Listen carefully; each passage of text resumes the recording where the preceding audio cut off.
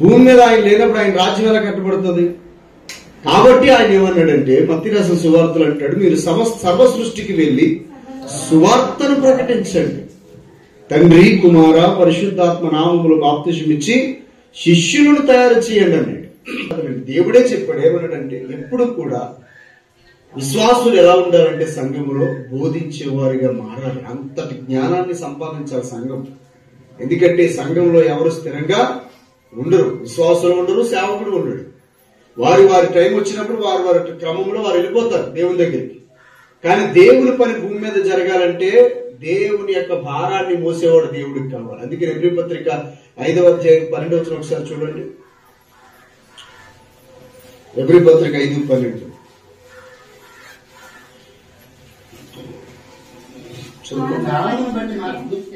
చూడండి. ఎబ్రీ రాసిన పత్రిక 5వ అధ్యాయం 12వ వచనం అంటాడు, కాలాన్ని బట్టి మీరు చూస్తే. దేని బట్టి చూడాలా? కాలాన్ని బట్టి చూడండి. విజయవాడను చూడండి, హైదరాబాద్ను చూడండి, అమరావతిని చూడండి, ఇప్పుడు ప్రజెంట్ జరుగుతున్న పరిస్థితులు చూడండి. హాస్పిటల్కి వెళ్ళండి, గవర్నమెంట్ హాస్పిటల్కి వెళ్ళండి, ప్రైవేట్ హాస్పిటల్కి వెళ్ళండి. భయంకరమైన మరణాలు, భయంకరమైన రోగాలతో మనుషులు చనిపోతున్నారు. చావు ఎలా ఉంటుందంటే అసలు అన్ఎక్స్పెక్టెడ్ గా మరణం ప్రజల మీద దాడి చేస్తుంది. ఇలాంటి పరిస్థితుల్లో కాలం ఇలాంటి గడ్డు పరిస్థితుల్లో ఉంది కాబట్టి ఈ కాలాన్ని బట్టి మనం గమనించగలిగితే ఎప్పుడు ఉంటామో ఎప్పుడు చనిపోతామో తెలియని పరిస్థితులు కాబట్టి మనము దేవునికి సమీపముగా ఉన్నప్పుడే మనము బోధించే సామర్థ్యం కలిగిన వారిగా ఉంటాం. దేవునికి ఎవరైతే సమీపంగా ఉంటారో, వాక్యాన్ని ఎవరైతే బాగా ధ్యానిస్తారో, వాక్యాన్ని ఎవరైతే బాగా చదువుతారో వారు మాత్రమే బోధించడానికి అర్హులవుతారు. వాక్యం తెలియకుండా నువ్వేం మాట్లాడుతావు? దేవునితో ఆ సహవాసం లేకుండా నువ్వేం చెప్తావు? నా జీవితంలో నేను దేవునితో సహవాసం కలిగి ఉన్నప్పుడు నా ఆపద సమయాల్లో, నా ఇబ్బందుల్లో దేవుడు నాకు ఎలా సహాయపడ్డాడని ఒక అనుభవం అనేది నాకు లేకపోతే నేను ఎలా నిలబడి చెప్పగలను దేవుని వాక్యాన్ని? ఆయనతో నీకు సహవాసం ఉండాలి, ఆయనతో నీకు స్నేహం ఉండాలి, నిత్యము వాక్యాన్ని పఠించాలి, ఆయన ఆజ్ఞల ప్రకారంగా నడవడానికి నువ్వు సిద్ధపడాలి. అలాంటి వాడు శిష్యుడు అవుతాడు. అలాంటి వాడే ప్రభుని అంటి పెట్టుకుని ఉంటాడు. మీరు చూడండి, మోషే దేవుని చిత్త ప్రకారంగా వెళ్తుంటే కొండ మీదకి వెళ్ళిపోయాడు. 40 రోజులు ప్రార్థన జరిగి వెళ్ళిపోతే కిందని జాషువా, అంటే తెలుగులో యెహోషువ కింద ఉండిపోయాడు. కొండ కింద వెళ్ళింది గురువు వెళ్ళాడు, మాస్టర్ గారు వెళ్ళారు పైకి కొండ మీదకి. ఆయన వెళ్తే ఈయన ఎందుకు ఉండిపోవాలా? యెహోషువ కూడా కొండ కింద 40 రోజులు ఉండిపోయాడట. మోషే కోసం ఎదురు చూస్తూ ఉన్నాడట. అందుకనే నెక్స్ట్ ఆపర్చునిటీ ఎవరికి వచ్చిందంటే బోధకునిగా, నాయకునిగా యెహోషువకు వచ్చింది. మోషేకి పిల్లలు లేరనుకున్నారా? మోషేకి పిల్లలు ఉన్నారు. మోషేకి తనకి భార్య ఉంది, పిల్లలకి అన్నాడు. ఆ తర్వాత దేవుడు దర్శించాడు. పిల్లల కనిన తర్వాత దేవుడు దర్శించాడు మోషే. భార్యను వదిలిపెట్టాడు, పిల్లలు వదిలిపెట్టాడు, గొర్రెలను వదిలిపెట్టాడు, సమస్తాన్ని వదిలిపెట్టి ఐగుప్తుకి బయలుదేరాడు. మరలా మోషే దేవుని మాటకు లోబడ్డాడు. ఈ రోజు మందిరానికి రావాలంటే భార్యను వదిలిపెట్టలేకపోతున్నాం, మందిరానికి రావాలంటే పిల్లలు వదిలిపెట్టలేకపోతున్నాం, మందిరానికి రావాలంటే వ్యాపారాలు ఉద్యోగాలు వదిలిపెట్టలేకపోతున్నాం. కాబట్టి దేవుని వాక్యం చెప్తుంది, ఈ దినాల్లో బోధ ఎలా ఉండాలంటే, ఈ దినాల్లో సంఘాలు ఎలా ఉండాలంటే, సేవకుడు ఒకవేళ మరణించిన, సేవకుడు ఒకవేళ అందుబాటులో లేకపోయినా దేవుని భారాన్ని భుజం మీద వేసుకునే శిష్యుడు దేవుడు కావాలా? దేవుని యొక్క భారాన్ని, దేవుని యొక్క కాడిని భుజముల మీద వేసుకునేటువంటి శిష్యురాలు కావాలా? శిష్యులు లేవాలి, శిష్యురాలు లేవాలి. దేవుడు అది కోరుకుంటున్నాడు. అయితే అది మనం చెయ్యాలి అంటే కనుక ఆ మనిషి ఏమై ఉండాలంటే మోషేతో అంటి పెట్టుకుని ఉన్నాడు యెహోషువ. అలాగే దేవునితో విశ్వాసులు ఎలా ఉండాలి? అంటి పెట్టుకొని ఉండాలి. దేవునితో అంటి పెట్టుకుని ఉండాలంటే ఎలాగా? నిత్యము ప్రార్థన చేయాలి, తర్వాత వాక్యం బాగా చదవాలి, తర్వాత దేవుని ఆజ్ఞలను పాటించడానికి సిద్ధ మనస్సు కలిగి ఉండాలి. ఈ 3 కలిగి ఉండాలి. దేవునికి ప్రార్థన చేసే అనుభవం ఉండాలా? దేవుడు చేసిన మేలును పొందుకున్నావా? ఎప్పుడైనా నీ జీవితంలో తలనొప్పి వచ్చిందా, జ్వరం వచ్చిందా, అప్పుడు సమస్యలో గాని, రోగంలో గాని, కూతురు పెళ్లి విషయంలో గాని, కొడుకు పెళ్లి విషయంలో గాని, మనవల విషయంలో గాని, మనవరాల విషయంలో గాని ఏదైనా ప్రార్థన చేస్తే దేవుడి కోరిక తీర్చిన అనుభవం ఉందా? అలాగైతే నీకు నువ్వు బోధించగలుగుతావు. లేకపోతే దేవుని శక్తి ఏం చెప్తావు నువ్వు నీకు తెలియకుండా? పలానా స్థితిలో నేను దేవుడికి ప్రార్థన చేస్తే దేవుడు నన్ను కాపాడాడని చెప్పడానికి నీకు ఒక అనుభవం ఉండాలి కదా. ఆ అనుభవం నీకు రావాలంటే దేవునితో పాటు నువ్వు సహవాసం చేస్తేనే అనుభవం నీకు వస్తావు. కాబట్టి నా ప్రియమైన దేవుని సంగమా, నేను మీకు చెప్పేది ఏంటంటే దేవునితో సహవాసం కలిగి నడండి. ఆయనతో పాటు నడిస్తే మీ జీవితంలో కొన్ని మిరాకల్స్ జరుగుతాయి. అప్పుడప్పుడు దేవుడు కొన్ని కార్యాలు చేయడు. కార్యాలు చేయకపోతే అసలు ఎందుకు చేయలేదో కూడా తెలియాలంటే ఆయనతో సహవాసం చేయాలి.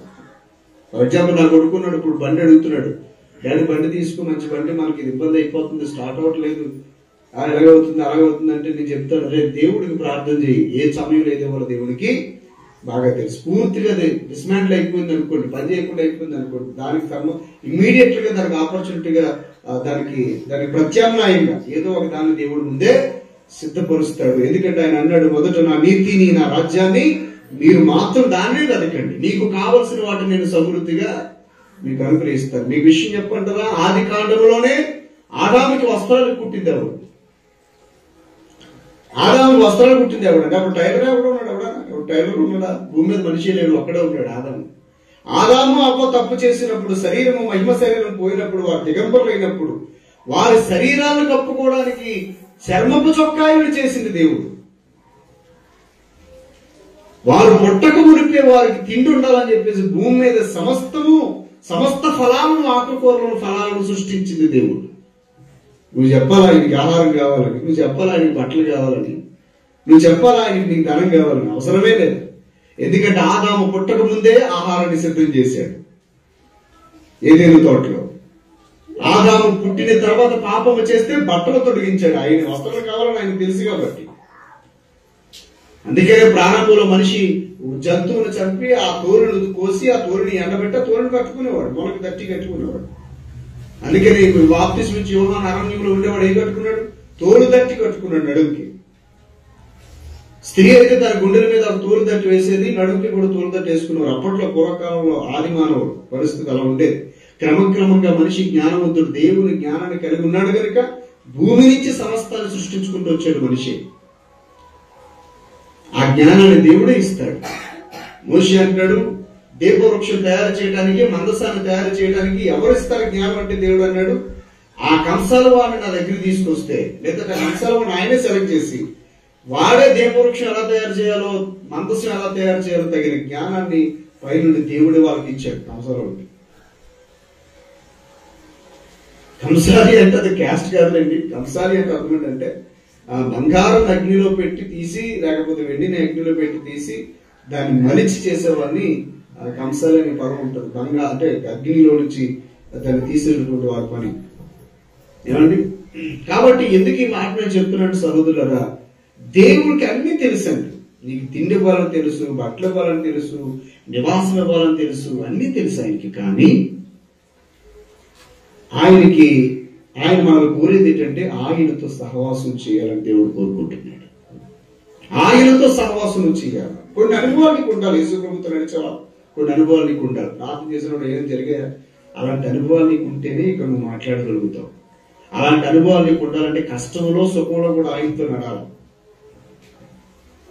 ఒకవేళ నాకు ఏదైనా అవసరం ఉంది, అవసరం తీర్చలేదు, ఇప్పుడు నేనున్నా, మా ఆవిడున్నాడు, నన్ను ఒక వాహనం కొనమన్నాడు అనుకోండి, ఆడికే ఒక బైక్ కొనమన్నాడు అనుకోండి, నేను ఇప్పుడు వద్దురా నీ వయసుకి కరెక్ట్ అయింది కాదు, నేను తర్వాత నీకు కొంటానని అన్నాను అనుకోండి, వాడు మేలు కోసం నేను చేశానన్న సంగతి అది తర్వాత అర్థమవుతుంది. ఎందుకని ఆడి వయసులో ఉన్న వాళ్ళు ఎవరైనా బైకులు నడిపి యాక్సిడెంట్ అయ్యి కాలు చేరగొట్టుకుంటే అప్పుడు అర్థమవుతుంది, అయ్యో మా నాన్న నాకు మంచే చేశాడని. అలాగే ఒక్కొక్కసారి యేసు ప్రభు వారికి ప్రార్థన చేసిన కొన్ని కార్యాలు మన జీవితంలో జరిగినప్పుడు, మనకి ఇష్టమైన వారు మరణించినప్పుడు కూడా తర్వాత నీకు అర్థమవుతుంది దేవుడు ఎందుకు కార్యం చేయలేదని. ప్రారంభంలో అర్థమవుతుంది. అలాగే ఎప్పుడైతే దేవుడు మేలు చేసినప్పుడు సంతోషించడం, ఒకవేళ మనం ప్రార్థన చేసినా దేవుడు మన ప్రార్థన ఆలకించకుండా శ్రమను మనకి అనుగ్రహింపజేస్తే దాని వెనకాల ఉన్న పరమార్థం అనేది ఎప్పుడు అర్థమవుతుంది అంటే జీవితం ముందుకు వెళ్తున్నప్పుడు ఆయన ప్రణాళిక అర్థమవుతుంది. అలాంటి వాడే దేవుడు విడిచిపెట్టి ఉండలేడు. అందుకని అలాంటి వారి కోసమే దేవుడు చెప్పాడు, ముండ్ల పొదల యొక్క విత్తనాలు అదే, ముండ్ల పొదల్లో పడిన విత్తనాలు అయ్యే ఎదుగుతున్నాయంట. ఎదిగిన తర్వాత ఏమవుతుందంట, ఎదిగిన తర్వాత ముళ్ళ కంపలు అడ్డుపడి ఆ మొక్కని ఏం చేస్తున్నాయి అని చేస్తాయి. ఇక్కడ ముళ్ళ కంపలు ఎవరు అంటే ఐహికమైన విచారములు అన్నాడు. అంటే ఏమి తినాలా, ఏమి త్రాగాల, ఏమి ధరించుకోవాలా, నా భార్యను ఎలా పోషించాలా, నా పిల్లలు ఎలా పోషించాలా, నేను ఎలా పోషించుకోవాలా, ఏమండి, ఈ రోజున సంతృప్తికరమైన జీవితం మనకు లేదంటే అర్థం చెప్పమంటారా? నువ్వు ఎంత సంపాదించినా నీ జీవితంలో సంతృప్తి లేదంటే అర్థం చెప్పమంటారు? నువ్వు ఇతరులతో పోల్చుకుంటున్నావు నీ జీవితాన్ని. ఎప్పుడైతే నీవు నీ జీవితాన్ని ఇతరులతో పోల్చుకోవడం ప్రారంభించావో ఆ క్షణమే నీ ఇంటిలో దుఃఖం చేరుకుంటావు, సంతోషం పోతుంది, ఆనందం పోతుంది. ఎందుకని ఇతరులతో నువ్వు ఎందుకు పోల్చుకుంటావు? ఏమండి, పక్కింటి ఎవడో కారు కొనుక్కున్నాడు, నీకు కారు కావాలని ఆశ ఎప్పుడైతే పుడుతుందో ఆ క్షణమే దుఃఖాన్ని ఇంట్లో నువ్వు తీసుకొచ్చినట్లు లెక్క. మనశ్శాంతి ఉండదు దగ్గర. కారు కొనడం కోసం చర్చి మానేస్తావు, కారు కొనడం కోసం భార్యను వదిలేస్తావు, కారు కొనడం కోసం పిల్లలకు కూడా పట్టించుకోకుండా ఏదో వైపు పోతావు పని చేసుకోవడానికి, కష్టపడతావు, డబ్బులు సంపాదిస్తావు, కారు తెచ్చుకుంటే. ఏంటంటే యాతన? కారు కోసమా? తీసుకొచ్చే పని కష్టపడ్డావు, చర్చి సంవత్సరాల తరబడి మానేసావు, దుబాయ్ పోయావు, వచ్చావు, డబ్బులు తెచ్చావు, కారు కొనుక్కున్నావు, నువ్వు అనుకున్న చక్కగా ఇల్లు కట్టుకున్నావు, కారు మీద అలా చక్కగా అడ్డు వెళ్తున్నావు, అక్కడ గుండూరులో యాక్సిడెంట్ అయి చచ్చావు. ఏ ప్రయోజనం దానివల్ల? కారు కొనడం వల్ల ఏంటంటే ప్రయోజనం? నీ కారు నీ ప్రాణం తీసిందిగా. నువ్వు దేవుని మీద ఆధారపడితే ఏ సమయంలో దాన్ని దేవుడు నీకు అనుగ్రహించాలో, నీకున్న స్థితి అంటే నీ స్థితిని బట్టి అలవయ్యా. నీ స్థితికి మించేందుకు వెళ్ళిపోతావు ఊరిక. ఎవడో బైక్ కొనుక్కున్నాడు, నీ బైక్ మీద స్తోమత లేదుగా, నీకు కూడా బైక్ కావాలని కోరుకుంటే అలాగా? నీ స్థితి నీ పరిస్థితిని బట్టి వెళ్తే నీకంటే మనశ్శాంతిగా బ్రతికేవాడు భూమి మీద మరొకరు ఉండడు. ఎప్పుడైతే ఇతరుల వైపు నువ్వు చూసావో, ఇతరుల వల్ల నేను ఉండాలనుకున్నావో, ఇతరుల వల్ల ఇల్లు కట్టుకోవాలి, ఇతరుల వల్ల బైక్ కొనుక్కోవాలి, ఇతరుల వల్ల కారు కొనుక్కోవాలి, ఇతరుల వల్ల మళ్ళీ బిల్డింగ్ కట్టుకోవాలని అనుకున్నావంటే ఇక నువ్వు చచ్చేవి లెక్క. ఎందుకంటే వాళ్ళ సామర్థ్యం వేరు, నీ సామర్థ్యం వేరు. వాళ్ళలా నువ్వు పరిగెత్తాలని ఎప్పుడైతే పోల్చుకుంటావో ఆ క్షణమే నీ జీవితంలో భయంకరమైనటువంటి శోధన ఎంటర్ అయిపోద్ది, దేవునికి దూరం అయిపోతావు. ఈ రోజున భర్తలు భార్యలు దూరం వెళ్ళి ఎందుకు పని చేసుకుంటున్నారంటే చెప్పండి. తమ్ముడికి చెల్లెలకి సంఘానికి నేను చెప్పేది ఏంటంటే, పాస్టర్ల సెంటర్డ్ బేస్గా ఉండకూడదు. పాస్టర్ గారు వస్తారు, ఏదో వాక్యం చెప్తారు, వెళ్దాం, ఈ టైప్ కాదు. సేవకుడు లేకపోయినా, సేవకుడు ఉన్నా లేకపోయినా మీరు వాక్యముతో ఉదక స్నానం చేయాల, దేవునితో సహవాసం చేయాల, దేవునితో నడాల, ఆయనతో కొన్ని అనుభవాలు నీకు ఉండాలి. కష్టం వచ్చినప్పుడు ఓకే, నాకు జ్వరం వచ్చింది, ప్రార్థన చేశాను, దేవుడు నాకు సహాయం చేయలేదు, ఏదో సంథింగ్ కారణం ఉండే ఉంటది. లేదా అడిగాను దేవుడు నాకు ఇచ్చాడు, దేవుని స్తోత్రం, అడిగాను దేవుడు నాకు ఇవ్వలేదు, అయినా దేవునికి స్తోత్రం అని చెప్పాలి. యుగులాగా అది ఎప్పుడు వస్తుంది? నువ్వు దేవునితో సహవాసం చేసినప్పుడు. భార్యాభర్తల మనసులు ఎప్పుడు తెలుస్తాయండి? కలిసికట్టుగా సంసారం చేస్తున్నప్పుడే భర్త ఏంటో భార్య ఏంటో తెలుస్తాడు. కష్టంలో ఉన్నప్పుడు ఏం చేస్తాడు? ఏదో ఫర్ ఎగ్జాంపుల్ ఫ్యామిలీలో ఏదో చికెన్ తెమ్మంటారు, ఈరోజు ఆదివారం చికెన్ తీసిరా అంటారు, ఆడు మైండ్ బాగోగిన ధ్యానం ఎలా అని చెప్పేసి పోతాడు అడ్డు. కానీ అడ్డులో వచ్చేటప్పుడు ఒక అరగంట చికెన్ తెచ్చేస్తాడు. ఈవిడికి ఒక అనుభవం అనమాట. ధ్యానం అని చెప్పేసి కోపం మీద వెళ్తున్నాడు, కానీ తిరిగి నా భర్త నన్ను అవసరం తీరుస్తున్నాడు అని ఒక అనుభవం వచ్చిందా లేదా? ఈ భవిష్యత్తులో ఎప్పుడు అలా ధ్యానం చెప్పేసి పోయినా వాడికి ఏముంటుంది నమ్మకం? ధ్యానం అన్నాడు కదా అని చెప్పేసి ప్రారంభంలో తెచ్చుకుని ఉంటారు. పని ముట్టోడనో, లేకపోతే సొట్టోడనో, లేకపోతే అలాంటోడో ఇలాంటోడు అని చెప్పేసి ఆ పొర అనుకోను, ఆ పొర పనిపోను, ఎల్లు దాని ఎదురు పొడిచి గుర్తే అనుకుని తెచ్చుకోవడానికి చెరువులో. కానీ మనం చికెన్ తెచ్చిన తర్వాత అనవసరంగా నా భర్త నేను తిట్టేసాను, చెడ్డోడు అనుకున్నాను, మంచోడు అనుకున్నాను, ధ్యానం అని చెప్పేసి వెళ్ళిపోవడంటే తాడేమో అనుకున్నాను అని కరెక్ట్ మైండ్ సెట్ ని అర్థం చేసుకుంటారు. ఎలాగ అర్థం చేసుకుంటుంది? కలిసి సహవాసం చేయటం వల్ల. దేవుని నామానికి మహిమ కలుగును గాక. నువ్వు దేవునితో కలిసి సహవాసం చేస్తే అప్పుడు అర్థమవుతుంది నీ భర్త మనస్సు. భర్త ఎవరక్కడ? దేవుడు. భర్త కోసం చెప్తే చాలా మంది భార్య భర్తల కోసం చెప్తే ఎక్కడికో పోతారు. నేను చెప్పి దేశం కోసం చెప్తున్నాండి, ఉదాహరణ కోసం చెప్తున్నాడు అంతే. వాస్తవానికి నిజమైన భర్త దేవుడే. నీకు నిజమైన ప్రేమికుడు దేవుడే, యేసు ప్రభువే. ఆయనలాగా ఎవడు ప్రేమించడం లేదు నాకు తెలిసి. నిజమైన ప్రేమికుడు ఆయన, నిజమైన భర్త ఆయన, నిజమైన సంరక్షకుడు ఆయన, నిజమైన స్నేహితుడు ఆయన. ఆయనకు మించిన పోలిక మరొకట్లేదు భూమి మీద ఈ మనిషికి కూడా. ఆయనే సాక్షాత్తు దైవ స్వరూపమైన దేవుడు. అందుకే స్నేహితుడా అని పాటలు మార్చారు, భర్త అని పాటలు మార్చారు, ప్రియుడాని పాటలు కూర్చారు యేసుప్రభు మీద. మెసేజ్ లో పవర్ ఉండాలి అంటే నెంబర్ 1 ప్రార్థనా జీవితం ఉండాలి మనిషికి. ఏంటంటే దేవునితో సహవాసం ఉండాలా. 3వది వాక్యపఠనం ఉండాలా. 4వది శబ్దపాఠం ఉండాలి. ఈ 4 ఎవరిలో అయితే ఉంటాయో వాడిని దేవుడు ఏమన్నాడంటే శిష్యుడు అన్నాడు. ఆ శిష్యుడికి దేవుడు ఏం చేస్తాడు తెలుసా? ఆ శిష్యుడికి దేవుడు ఏం చేస్తాడంటే దేవుని కోసమే సహవాసం చేసి దేవుని యొక్క వాక్యాన్ని సిద్ధం చేసుకుని దేవుని యొక్క వాక్యాన్ని పఠిస్తూ మంచి మంచి మెసేజ్ సిద్ధపరచుకుంటూ సమయాన్ని దేవునికి ఇస్తూ సంఘం కోసం సువార్త కోసం తన జీవితాన్ని కేటాయించడం మొదలు పెట్టాడంటే అతనికి తెలియకుండానే అతనికి కావలసిన వస్త్రాలకి, అతనికి కావలసిన ఆహారానికి, అతనికి కావలసిన సమస్త అవసరాలు తీర్చడానికి దేవుడు ప్లాన్ చేసుకుంటూ వస్తూ ఉంటాడు. ఎందుకని? అతడు దేవుని మీద ఆధారపడ్డాడు కనుక అతనికి కావాల్సింది దేవుడు ఇవ్వడానికి సిద్ధపడతాడు. దేవుని స్తోత్రాలు చెప్పండి మీకు. కాబట్టి కాలాన్ని చూస్తే మనం ఎలా ఉండాలంట? బోధకులుగా ఉండాలి విశ్వాసులు ప్రతి ఒక్కరు కూడా. ఏదో ఆయన చెప్తున్నాడు కాబట్టి నేను వినాలన్నట్టు ఎప్పుడు ఉండకూడదు. నువ్వు వినే పరిస్థితిని దాటి చెప్పే స్థితికి వెళ్తేనే శిష్యుడు అవుతావు. గుర్తుపెట్టుకోండి. సంఘం వింటూ ఉన్నంత వరకు నువ్వు శిష్యుడు కాదు. వింటూ ఉన్నంతసేపు మీరు శిష్యురాలు కాదు. విన్నది పాటిస్తూ ఇతరులకి ఎప్పుడైతే నువ్వు చెప్పడం ప్రారంభిస్తావో అప్పుడు శిష్యుడు అంటే శిష్యురాలంటే. యేసుప్రభువు చెప్పిన వాక్యం అప్పుడు ఫుల్ఫిల్ అవుతుంది. విన్నది నువ్వు ధ్యానించి దాన్ని విన్నది నువ్వు చేసుకుంటూ విన్నదాని ప్రకారంగా నడుస్తూ ఇతరులకి ఎప్పుడైతే నువ్వు చెప్పే స్థితి వస్తుందో అప్పుడండి నిజమైన శిష్యుడు తయారైనట్టు లెక్క. ఏదో యాక్సిడెంట్ అయింది, పాస్టర్ గారు అక్కడ ఆగిపోయారు, హాస్పిటల్ తీసుకెళ్లారు అనుకుందాం. మరి అప్పటికప్పుడు వర్తమానం ఎలా సిద్ధం చేయాలి? చర్చి మానే కదా. చర్చి మానవలసిన పర్లేదండి. నాకెంత ప్రమాదం జరిగినా, విశ్వాసులకి ఎంత ప్రమాదం జరిగినా ఆరాధన ఇక్కడ జరిగించవలసిన వారు జరిగించాలా. నా దగ్గరికి ఎవరైనా రావాలనుకున్న వారు 2 లేక 4 చొప్పున సామర్థ్యం కలిగిన 4 మనుషులు వస్తే సరిపోతుంది, ఎమర్జెన్సీ అయితే కనుక. కానీ ఖచ్చితంగా ఇక్కడ ఆరాధన ఖచ్చితంగా జరిగి తీరాలి. యేసు ప్రభు కంటే నేనేం గొప్పని కాదు కదా. మొదట దేవునికి ప్రాధాన్యత ఇవ్వాలి. ఇక్కడ అగ్ని మండుతూ ఉండాలి. అక్కడ సేవకుడు ప్రాణానికి రోక లేకుండా దేవుడు కాపాడుతాడు. ఇక్కడ యజ్ఞం జరగాలి. యజ్ఞం ఇక్కడ మిస్ చేసుకుని వెళ్ళిపోకూడదు మనిషి కోసం. అందుకే 600 అయినా 106 అయినా దేవుని పని జరిగి తీరాలంతే. దేవుని స్తోత్రం చెప్పండి. హల్లెలూయా. ఒకవేళ మీరు రావాలని అనుకుంటే కనుక ప్రార్థన ముగించుకునే తర్వాత మీరు రావాలి. కానీ ఆల్రెడీ ముందుగా కొంతమంది ఎవరస్తులు పంపించాలా. వాళ్ళు బయలుదేరి వస్తానంటే పరిస్థితిని బట్టి, సిచ్యువేషన్ బట్టి. కానీ అందరూ వెళ్ళిపోతే ఇక్కడ బలిపీఠం మీద అగ్ని మండకపోతే దేవుని పని ఆగిపోతే దుష్టుడు గెలిచినట్లయిక అర్థమవుతుందండి.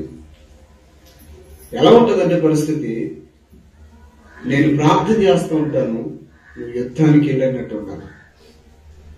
యుద్ధంలో విజయం రావాలంటే ఇంట్లో ఏం జరుగుతూ ఉండాలా?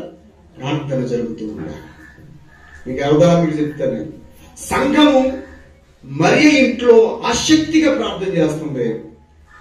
పేతురుని విడిపించడానికి దేవదూత బయలుదేరాడు. జైల్లో ఉన్న పేతురుని విడిపించడానికి. ఎంత అద్భుతమైన సంఘటన. ఇక్కడ వీళ్ళు ప్రార్థన చేస్తూ ఉంటే ఎవరు ప్రార్థన చేస్తున్నారు? మా సేవకుడైన పేతురు జైల్లో వేసేసాడు హేరోదు. తెల్లవారితే పేతురుని చంపేస్తారు. ఆ రోజు రాత్రి ఉంచుతారు, తెల్లవారితే చంపేస్తారు. సంఘము అత్యాశక్తితో ప్రార్థన చేస్తుంది, ఏం చేయాలో తెలియక. ఎందుకంటే రాజు యొక్క సంఖ్యల మధ్యన పడ్డాడు. ఎవరు ఎదురెత్తాడండి రాజు దగ్గర పడితే? ఎదిరించే శక్తి లేక సంఘం అంతా కలిసి కన్నీరు కార్చి ప్రార్థన చేస్తే వీరికి యజ్ఞం మొదలు పెడితే దేవుని సన్నిధి నుంచి దేవదూత వచ్చాడు. దేవుని నామానికి మహిమ కలుగును. వచ్చి చెరసాల దగ్గరికి వెళ్ళి పేతుని విడిపించి తీసుకొచ్చి ప్రార్థన చేసే సంఘస్థుల దగ్గర తీసుకొచ్చాడు దేవదూత. సో నేను ఎందుకు ఈ మాట చెప్తున్నానంటే మీరు బాగా అర్థం చేసుకోండి. జరగవలసిన కార్యం ఖచ్చితంగా దేవునిది జరగాలి. అది జరగకుండా మీరు సొంత పనులు ఏమైనా ఉన్నాయని చెప్పేసి, సొంత వాళ్ళకి ఏదైనా జరిగిందని చెప్పేసి సొంత కార్యక్రమాల కోసం దేవుని పనిని ఆపేసుకుని వెళ్ళామనుకోండి, విజయము జరగడం అనేది అసంభవం అవుతుంది. ఇది చూసుకునే వెళ్ళాలి. నేను ఎందుకు చెప్తున్నాను మీరు ఆలోచించండి. ఎందుకంటే దేవుడు చెప్పాడు, బలిపీఠం మీద అగ్ని నిత్యము మండుచూ ఉండాలి. ఆయన క్రమంలో అది జరగాలి. ఇది వదిలిపెట్టి ఎక్కడికి వెళ్ళకూడదు. ఈ యజ్ఞం పూర్తి చేసుకుని వెళ్ళాలి. ఒక్కసారి ప్రార్థన సహవాసాన్ని కనుక డిస్టర్బెన్స్ చేసుకుంటే ఎంత లాస్ అయిపోతాము. యజ్ఞం అంత ప్రాముఖ్యమైనది. కాబట్టి నా ప్రియమైన దేవుని సంగమా, జరగవలసిన ఆరాధన జరిగించిన తర్వాతే ఏ నిర్ణయమైనా ఏ ప్రయాణమైనా. అది ఎంత పెద్ద ప్రమాదం అంటూ రానివ్వండి, అయిన ప్రమాదాన్ని మనం మార్చలేం కదా. జరిగిపోయింది, ప్రమాదం జరిగిపోయింది, హాస్పిటల్ తీసుకెళ్తున్నారు అనుకుందాం, దాన్ని మనం ఎవరు మార్చలేం. ఇంకా వెళ్ళేవారు ఎలాగే తీసుకెళ్తున్నారు. కొద్దిమంది గుంపుని ఇక్కడ ప్రార్థన కుదిరేయాలి. మీరు యజ్ఞం చేస్తూ ఉండండి, మేము పాస్టర్ గారి దగ్గరికి వెళ్తామని చెప్పాలి. కానీ ఇక్కడ మాత్రం ప్రార్థన, ఇక్కడ ప్రార్థన మీరు ఆడినాక అక్కడికి వచ్చినా నాకు మనశ్శాంతి ఉండదు, మనసుకు సంతోషం ఉండదు. ఎందుకంటే నా వల్ల దేవుని పని ఆగిపోయిందన్న బాధ ఉండిపోతుంది. అందుకని కరోనా టైంలో కూడా మీకేం చెప్పాను, ఆరాధన జరగకపోయినా ప్రతి ఇంటి దగ్గర ప్రార్థన ప్రారంభించానని చెప్పాను. మీలో చాలా మంది ఇంటి దగ్గర ప్రార్థన చేశారు. కొంతమంది చేపలు పేపలు అనుకుని తిన్నారు, కానీ కొంతమంది బాగానే ప్రార్థన చేసుకున్నారు ఇంటి దగ్గర. టైం బాగా దొరికిందని చెప్పి చర్చ అలాగలేదని చెప్పి ఇంట్లో ప్రార్థన కూడా చేసుకోలేదని కొంతమంది ఉన్నారు. ఆ లిస్ట్ నా దగ్గరకు వచ్చింది. కాలంతో పాటు వాళ్ళ దేవుని విలువ తెలుసుకుంటారని నేను కాము కోరుకున్నాను. కరోనా టైంలో కూడా ఒక్కొక్క ఇల్లు ఒక్కొక్క చర్చిలాగా మార్చబడింది. దేవుని నామమునకు మహిమ కలుగును గాక. కాబట్టి మరలా చెప్తున్నాను సహోదరులారా, సేవకుడు లేని పరిస్థితి ఏదైనా వస్తే కనుక బోధించే వాళ్ళగా మీరు మారితేనే, ఆడవాళ్ళందరూ గుర్తుపెట్టుకోండి, మీరు బోధించే వారిగా మారితేనే శిష్యులు అవుతారు. పురుషులు గుర్తుపెట్టుకోండి, మీరు బోధించే స్థితి కలిగినప్పుడే శిష్యులు అవుతారు. బోధించలేనంతసేపు నువ్వు శిష్యుడు కాదు. ఎప్పటికీ కూడా బోధించగలిగిన సామర్థ్యం నీకు రావాలంటే 4 క్వాలిటీస్ నీలో ఉండాలి. నెంబర్ 1, నువ్వు ప్రార్థనా పరుడు అయి ఉండాలి. అంటే అర్థం ఏంటి? ఏ కష్టం వచ్చినా ఏ సుఖం వచ్చినా దేవునితో సంబంధం కలిగి ఉంటుంది ప్రార్థన. కష్టం వచ్చింది దేవుడికి చెప్పవు, ఏదో లాభం కలగాలి దేవుడికి చెప్తున్నావు, అక్కడి నుంచి కార్యం జరుగుతుంది. ఈ రిలేషన్ ఉండాలి, అది ప్రార్థన జీవితం. నెంబర్ 2, దేవుని యొక్క వాక్యాన్ని ధ్యానిస్తూ ఉండాలి. ప్రార్థన జీవితం కలిగి ఉండాలి. నెంబర్ 1. రెండోది ఏమన్నాను? దేవునితో సహవాసం కలిగి ఉండాలా. మూడోది ఏమన్నాను? వాక్యాన్ని పఠించాలా. నాలుగోది ఏమన్నాను? సిద్ధపాటు ఉండాలి, ప్రకటించడానికి సిద్ధపాటు. చక్కటి మెసేజ్లు 15 నిమిషాలకు తగ్గట్టుగా అలా ప్రిపేర్ చేసుకుంటూ ఉండండి. ఎప్పుడు టైం అవుతుందో తెలియదు కదా. డబ్బును దాచుకుంటున్నారండి, బంగారాన్ని దాచుకుంటున్నారండి, మెసేజ్లు ఎందుకు దాచుకోకూడదు? డబ్బు కంటే బంగారం కంటే మెసేజ్ ఇంకా ప్రాముఖ్యమైంది కదా. దేవుని స్తోత్రం చెప్పండి. హల్లెలూయా.